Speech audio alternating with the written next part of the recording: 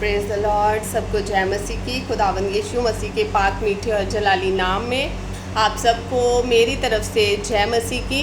खुदावंद का धन्यवाद करती हूँ जिसने ये फिर से मौका दिया कि अपने वचन में से, खुदा के वचन में से कुछ साझा कर सके।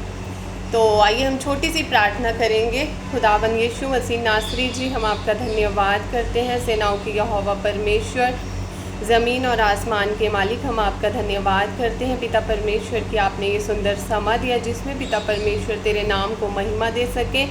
और प्रभु जी, हम आपसे प्रार्थना करते हैं इस समय खुदावन तेरे वचन में से, प्रभु तेरे लोगों से, मेरे खुदावन खुदा जी, तेरे चाहने वालों से मेरे परमेश्वर पिता तेरे वचन के द्वारा बातें की जाए। आइए पवित्र आत्मा जी अपनी बेटी के संग हो लीजिए, अपनी बेटी के मुख के संग हो लीजिए। और प्रभु, बोलने वाली मैं नहीं तेरा आत्मा ठहरे और आज का वचन पिता परमेश्वर सुनने वालों के जीवन में अधिकाई से बस जाए। यीशु मसीह के नाम में 100 गुना फल लेकर आए।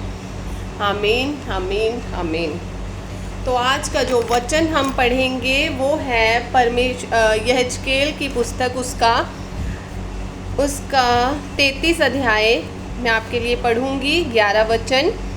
मैं दुष्ट के मरने से कुछ भी प्रसन्न नहीं होता, परंतु इससे कि दुष्ट अपने मार्ग से फिरकर जीवित रहे। हे इज़राइल के घराने, तुम अपने अपने बुरे मार्ग से फिर जाओ, तुम क्यों मरो।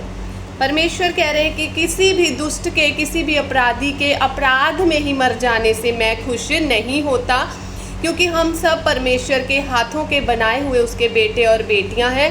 और परमेश्वर हमारी मृत्यु से, ये जो शारीरिक मृत्यु है ये तो सभी मनुष्यों को आनी है, लेकिन परमेश्वर कह रहे हैं कि तुम इस मृत्यु के बाद भी, जो एक न्याय के बाद मृत्यु, आत्मा की मृत्यु से परमेश्वर खुश नहीं होते हैं। वो चाहते हैं कि हम अनंत काल तक जीवित रहें और वो चाहते हैं कि हम अपने पापों से पश्चाताप करें। आगे वचन में लिखा हुआ है, हमने एक वचन नए नियम में जब हम वचन रोमियो 10:9 में जब हम पढ़ते हैं तो परमेश्वर का वचन कहता है कि यदि तू प्रभु यीशु को प्रभु जानकर अंगीकार करे और मन से ये विश्वास करे कि परमेश्वर ने उसे मरे हुओं में से जिलाया है, तो तू निश्चय उद्धार पाएगा, पक्का उद्धार पाएगा। लेकिन परमेश्वर के वचन में, यहेजकेल की पुस्तक में एक वचन और लिखा हुआ है जिससे हमें ध्यान देना बहुत ज़रूरी है। अगर परमेश्वर ये बात कह रहे हैं तो एक जगह और परमेश्वर कह रहे हैं कि यदि मैं धर्मी से कहूँ कि तू निश्चय जीवित रहेगा, और वह अपने धर्म पर भरोसा करके कुटिल काम करने लगे, तब उसके धर्म के कामों में से किसी का स्मरण ना किया जाएगा। जो कुटिल काम उसने किए हों वह उसी में फंसा हुआ मरेगा। हमें अब इस बात पर घमंड करने की ज़रूरत नहीं है कि परमेश्वर ने हमें कह दिया है कि अगर तू अपने मुंह से अंगीकार करेगा और प्रभु यीशु को प्रभु जानकर कहेगा कि परमेश्वर ने उसे मरे हुए में से जिलाया, तो तू निश्चय उद्धार पाएगा। अब इस बात को कि प्रभु ने हमें कह दिया कि तू पक्का उद्धार पाएगा, अब चाहे हम जो मर्जी करते रहें, ऐसा नहीं है। परमेश्वर का वचन कहता है कि अगर तू इस पर भरोसा रखता है कि तू निश्चय उद्धार पाएगा, तो तुझे उस उद्धार के अनुसार जो तुझे कार्य सौंपे गए हैं, जो तुझे काम, जो तुझे आज्ञा और नियम दिए गए हैं, उनको भी तुझे साथ साथ लेकर चलना होगा। अगर तू सोचे कि मुझे निश्चय उद्धार के लिए कह दिया गया है, मुझे अनंत जीवन अब पक्का ही पक्का मिलेगा, चाहे मैं जो मर्जी करता रहूं, अब मैंने बपतिस्मा भी ले लिया है, अब मैंने प्रभु यीशु मसीह को ग्रहण भी कर लिया, अब मैं फिर से पुराना जीवन जी सकता हूं। नहीं, परमेश्वर कह रहे तुम्हें अंगीकार करने के बाद उन कामों को छोड़ना होगा। अगर तुमने ना छोड़े, अगर तुम उन्हीं कामों को फिर से करते रहे, वही बुराइयों में पड़े रहे, उसी झगड़ालू रहे, वही तुम बुराइयां करते रहे, वही निंदा चोरी चुगली ये सब करते रहे, तो परमेश्वर कह रहे हैं कि तुम अपने उसी पापों में फंसकर मर जाओगे। लेकिन अगर एक पापी व्यक्ति को पता लगे कि प्रभु यीशु ने, परमेश्वर का वचन ये कहता है कि तुम ये बुराइयां छोड़ दो, तो तुम निश्चय जीवित रहोगे। अगर वो प्रभु यीशु मसीह के आने से एक दिन पहले भी अंगीकार कर लेगा, अपनी बुराइयों को छोड़ देगा, तो वो क्या होगा, तो वो बचाया जाएगा। और उसके प्रभु कह रहे हैं किसी भी जो पुराने उसके कर्म हैं उसका स्मरण ना किया जाएगा। तो हमें वचन में लिखा है, जब धर्मी अपने धर्म से फिर कर कुटिल काम करने लगे तब निश्चय वह उसमें फंसा हुआ मर जाएगा। जब दुष्ट अपनी दुष्टता से फिर कर न्याय और धर्म का काम करने लगे तब वह उसके कारण जीवित रहेगा।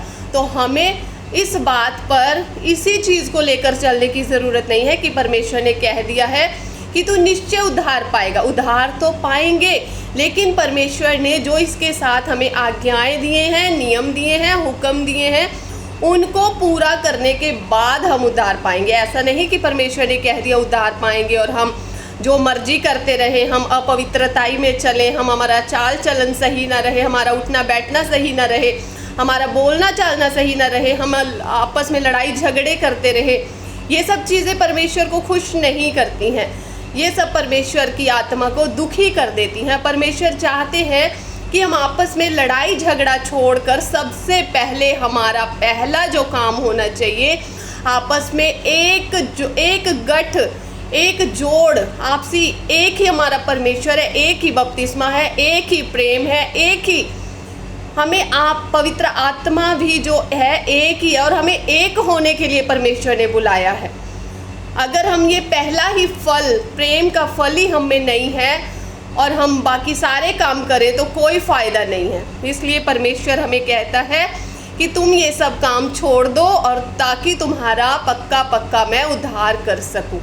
हम धर्मी तो ठहराए जा चुके हैं, लेकिन हमारा जो न्याय होगा हमारे कर्मों के अनुसार होगा कि हम धर्मी ठहराए जाने के बाद उस तरीके के कर्म कर रहे हैं जैसा परमेश्वर हमें चाहते हैं।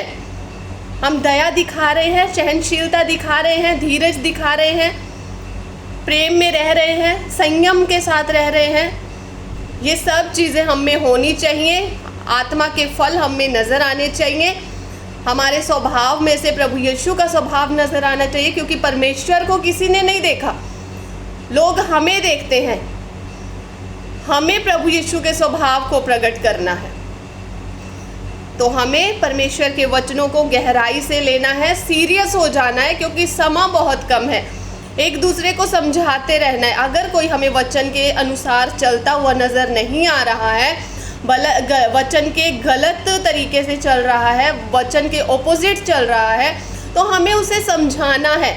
और समझाने को दोष लगाना नहीं कहते, उसे ताड़ना देना, उलाहना देना कहते हैं। तो हमें नम्रता के साथ आपस में एक दूसरे की बातों को सुनना है, समझना है, वचन के साथ मैच करना है, और हमें अपने जीवन को पवित्र और सिद्ध करना है, ताकि परमेश्वर हमसे खुश हों और हमें अपने विश्वास योग्य बेटे और बेटियां बनाकर अपने राज्य में एंट्री करा लें। मैं विश्वास करती हूँ कि आज का वचन बहुत ही प्रभावशाली है, हर एक के जीवन में कार्य करेगा।